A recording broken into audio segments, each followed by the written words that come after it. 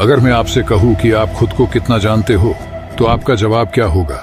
क्या आप खुद को अच्छे से जानते हैं? सेल्फ अवेयरनेस, जिसको लेकर कुछ लोग काफी सीरियस रहते हैं, क्योंकि वे जानते हैं इससे क्या किया जा सकता है। आप दूसरों को तब तक नहीं समझ सकते हैं जब तक कि आप खुद को नहीं समझ लेते हैं। अपनी लिमिट और ताकत, इन सब के बारे में हम तब तक नहीं जान सकते हैं जब तक कि हम खुद को न समझ लें। सेल्फ अवेयरनेस को लेकर सबसे बड़ा प्रोग्राम होता है मेडिटेशन और सबकॉन्शियस माइंड की प्रोग्रामिंग। ये दोनों ही सेल्फ अवेयरनेस को बढ़ाने के लिए सबसे ज्यादा किए जाने वाले अभ्यास है। इसे कॉन्शियसनेस के नाम से भी जाना जाता है। इसका सीधा सा मतलब है कि आपके आसपास क्या हो रहा है, इसे आप कितना समझ पा रहे हैं। जितना ज्यादा हम कॉन्शियस होते हैं, उतना ही आसपास को लेकर अवेयर रहते हैं। अगर आप ऐसा नहीं कर पा रहे हैं, मतलब आप अभी अनकॉन्शियस हैं। आइए जानते हैं ये हमारे लिए कितना महत्वपूर्ण है और ऐसी कुछ एक्टिविटी क्या है जिनके जरिए हम सेल्फ अवेयरनेस को ज्यादा से ज्यादा इम्प्रूव कर सकते हैं। हम अपने आसपास हो रही घटनाओं को कितना बारीकी से समझ पा रहे हैं, इसे अवेयरनेस कहते हैं। अगर बात बाहर की ना करते हुए खुद की करें, तो पाएंगे कि हम अपने आप को बहुत कम जानते हैं। यहाँ पर आप खुद को जितना ज्यादा बेहतर जानते हैं, उतना ही आपका सेल्फ अवेयरनेस का लेवल बढ़ता है। ये बेहद जरूरी है, क्योंकि हमारी इमोशनल इंटेलिजेंस, सेल्फ लीडरशिप और मैच्योर अडल्टहुड, ये सब इसी से तय होता है। ये एक स्किल है जिसे सिर्फ अभ्यास के जरिए डेवलप किया जा सकता है। अगर आप माइंडफुलनेस मेडिटेशन का अभ्यास करते हैं, तो इसे आसानी से अपने अंदर डेवलप कर सकते हैं। ऐसी कोई भी एक्टिविटी जो आपको प्रेजेंट मोमेंट में रखती है, वो आपके सेल्फ अवेयरनेस को बढ़ाती है। सेल्फ अवेयरनेस को डेवलप करने के 4 बेसिक स्टेज है, जो है unconscious incompetence, conscious incompetence, conscious competence और अनकॉन्शियस कॉम्पिटेंस। बिना किसी सेल्फ अवेयरनेस के आगे बढ़ना बिल्कुल वैसा ही है जैसे कि बगैर मंजिल के यात्रा करना, एक ऐसी अंतहीन यात्रा जिसमें आपको पता ही नहीं कि आपको कहाँ जाना है। लेकिन जैसे जैसे अवेयरनेस बढ़ती है, वैसे वैसे हम हर चीज को क्लियर समझ पाते हैं। ज्यादातर लोग जो जॉब या बिजनेस करते हैं, वो बगैर किसी सेल्फ अवेयरनेस के ही अपनी लाइफ को एक ही तरह से जीते हैं, बगैर कुछ नया सीखे। जब भी हम बात करते हैं खुद को जानने की, तो इसका सीधा सा मतलब है हमारे मस्तिष्क की कार्य प्रणाली के बारे में बात करना। हमारा मस्तिष्क 3 हिस्सों में बंटा हुआ है। पहला है नियोकॉर्टेक्स, मस्तिष्क का वो हिस्सा जो थिंकिंग और लर्निंग ब्रेन कहलाता है।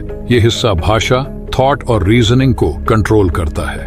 दूसरा है लिम्बिक सिस्टम, इसे इमोशनल सेंटर भी कह सकते हैं। इसमें वैल्यू जजमेंट स्टोर होती है, साथ ही हमारे पॉजिटिव और नेगेटिव एक्सपीरियंस है, उसका बिहेवियर इसमें स्टोर होता है। तीसरा है बासल गैंग्लिया, ये दिमाग का वो हिस्सा है जो सबकॉन्शियस माइंड से जुड़ा हुआ है। ये हिस्सा अवेयरनेस से नीचे है, इसलिए इसमें किसी भी जानकारी को स्टोर करने के लिए आपको अपनी सेल्फ अवेयरनेस को डेवलप करना ही होगा। ये हिस्सा हमारे मस्तिष्क का रूट ऑफ द ब्रेन है। इस हिस्से में हमारी लाइफ की वो हर इंफॉर्मेशन स्टोर होती है जिन्हें आसानी से एक्सेस नहीं किया जा सकता है। अगर आप सेल्फ अवेयरनेस पर काम करते हैं, तो आपको अपने कॉन्शियस कनेक्शन को इन तीनों केंद्र से जोड़ना होगा। अलग अलग सेल्फ अवेयरनेस एक्टिविटीज हमारे ब्रेन के अलग अलग पार्ट्स को एक्टिव करती है। हमारी ज्यादातर कोशिश सिर्फ इसलिए फेल हो जाती है क्योंकि हम सिर्फ नियोकॉर्टेक्स यानी हमारे थॉट्स और बिलीफ्स पर ही काम करते हैं। इस पर पूरी तरह से काम करने के लिए आपको अपने इमोशंस और अपने सहज ज्ञान यानी आपकी स्वाभाविक बुद्धि पर काम करना होगा। ये वो इन्फॉर्मेशन है जिन्हें कॉन्शियस माइंड आसानी से एक्सेस नहीं कर पाता है। इसे एक्सेस करने के बाद ही हम हमारे थॉट्स और बिलीफ्स पर पूरा कंट्रोल हासिल कर सकते हैं। सेल्फ अवेयरनेस को बिल्ड करने के लिए एक सेंटरिंग यानी एक केंद्र होना बेहद महत्वपूर्ण है, क्योंकि ये हमारी अटेंशन को बढ़ाता है। ये अटेंशन ही है जो हमारी लर्निंग और अंडरस्टैंडिंग को डेवलप करने में मदद करता है। इसके लिए माइंडफुलनेस मेडिटेशन की प्रैक्टिस को सबसे महत्वपूर्ण बताया जाता है। वैसे तो ध्यान की हजारों विधि है, लेकिन ये मेडिटेशन प्रैक्टिस हमें प्रेजेंट मोमेंट पर फोकस होने में मदद करती है। ये विधि एक तरह की ऑब्जर्वेशनल मेडिटेशन है, जिसमें हम अवेयरनेस को किसी पर्टिकुलर पॉइंट से न जोड़कर एक्टिविटी से जोड़ते हैं। ये सांस लेना हो सकता है, या फिर हमारे आसपास क्या हो रहा है वो हो सकता है, या फिर हमारे दिमाग में क्या चल रहा है उसे देखना हो सकता है। लेकिन ध्यान रहे कि ये सब हम बिना किसी इंटरफियर के करते हैं। हम सांसों पर ध्यान लगाते हैं बगैर उसे कंट्रोल करने की कोशिश के। जब हम किसी भी एक्टिविटी को बगैर किसी इंटरफियर के सिर्फ ऑब्जर्व करते हैं, तो ये हमारे अवेयरनेस को बेहद तेजी से इम्प्रूव करता है। ये एक बेहद आसान प्रोसेस है हमारी सेल्फ अवेयरनेस को इम्प्रूव करने का। इसके साथ ही ये हमें हमारे यूनिक पर्सपेक्टिव को समझने में भी मदद करता है। माइंडफुलनेस मेडिटेशन में हम हमारे थॉट्स, फीलिंग्स, एक्शंस और बिहेवियर को मॉनिटर नहीं करते, बल्कि सिर्फ होते हुए देखते हैं। ऑब्जर्वेशनल मेडिटेशन में हम हमारे और हमारे विचारों के बीच एक स्पेस क्रिएट करते हैं। सेल्फ अवेयरनेस को बिल्ड करने की एक्टिविटी में हम हमारी बॉडी और इंस्टिंक्ट्स यानी हमारी स्वाभाविक बुद्धि के बीच एक कनेक्शन बनाते हैं। आपकी पर्सनैलिटी और कुछ नहीं बल्कि पैटर्न्स का एक कलेक्शन है, जिसमें अलग अलग तरह के पैटर्न जैसे कि हमारे थॉट्स, हमारे बिलीफ्स, हमारा नजरिया, हमारी फीलिंग्स और हमारे बिहेवियर्स को स्टोर किया होता है। इन्हें हम अपने एक्सपीरियंसेस और एनवायरनमेंट के आधार पर अनुभव करते हैं। ज्यादातर पैटर्न हमारे अवेयरनेस के निचले स्तर पर स्टोर रहते हैं। जब इन्हें पर्सनैलिटी में शामिल किया जाता है तो ये हमारी कॉन्शियसनेस को बढ़ाने में हेल्प करते हैं। इसके लिए कुछ खास एक्टिविटी है जिन्हें आप कर सकते हैं, जैसे कि स्ट्रेंथ असेसमेंट। किसी भी काम को करने के दौरान हम खुद की स्ट्रेंथ का इस्तेमाल किस तरह करते हैं, ये हमें स्ट्रेंथ असेसमेंट के जरिए समझने में हेल्प मिलती है। Self reflection. हर रोज शाम के दौरान खुद को एकांत में समय दे और सोचे कि आपके बिहेवियर में किस तरह के बदलाव नोटिस हुए हैं। कल आपका बिहेव कैसा था और आज कैसा था, ये सब हमें सेल्फ रिफ्लेक्शन एक्टिविटी के जरिए समझने में हेल्प मिलती है। Personal values.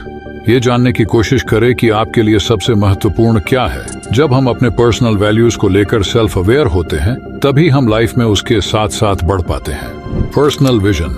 हम सब अपने भविष्य की एक कल्पना हमेशा रखते हैं। इस तरह का सेल्फ एक्चुअलाइजिंग इंडिविजुअल्स हमारे सेंस ऑफ डेस्टिनी को दर्शाता है। जर्नलिंग। अपनी एक्टिविटी और थॉट्स को एक जर्नल में लिखना सबसे अच्छा तरीका है सेल्फ अवेयरनेस को बिल्ड करने के लिए। Personal narrative. आपकी लाइफ का फंडामेंटल कंपोनेंट आपके पर्सनालिटी पर निर्भर है।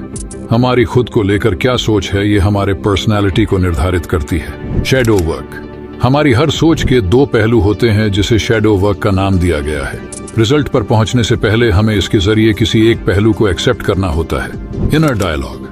हमारे अंतर की आवाज के भी अपने थॉट्स, फीलिंग्स और बिहेवियर्स हैं, जिन्हें समझकर हम जर्नल बना सकते हैं और आगे बढ़ सकते हैं। Observe others.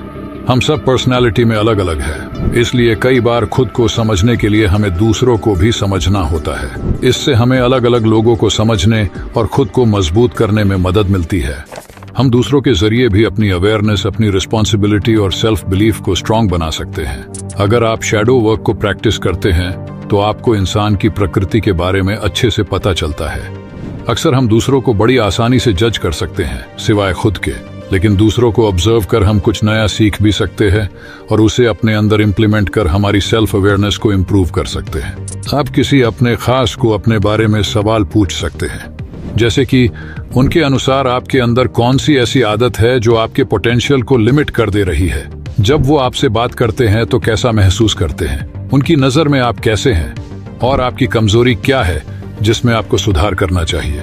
अगर उन्हें किसी को आपके बारे में बताना पड़े तो वो क्या बताएंगे। इसी तरह आपके आसपास रहने वाले भी आपको अपनी सेल्फ अवेयरनेस को इम्प्रूव करने में हेल्प कर सकते हैं, लेकिन शर्त ये है कि वो आपके लिए सोचते हो और आपकी परवाह करने वाले हो। हम जितना ज्यादा खुद को ऑब्जर्व कर सकते हैं, उतना ही हमारे थॉट्स, फीलिंग्स और एक्शंस के बीच गैप होगा, जो कि हमें स्ट्रेस लेने और परेशान होने से रोकेगा।